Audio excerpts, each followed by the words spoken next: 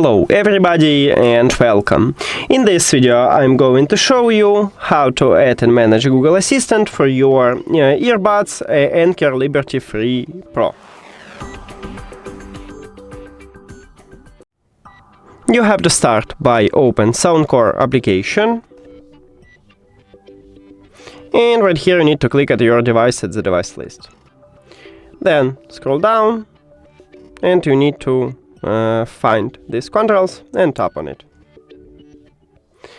Now decide you wanna use single press, double press or press and hold to call Google Assistant.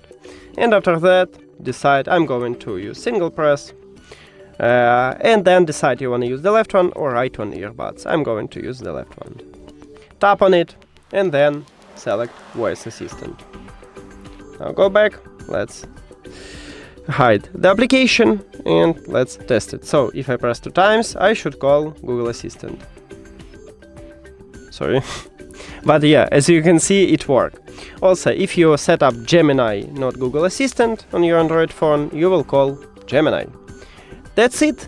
Thank you for watching this video. If you found it helpful, please consider subscribing to the channel and leave a like on the video. See you later!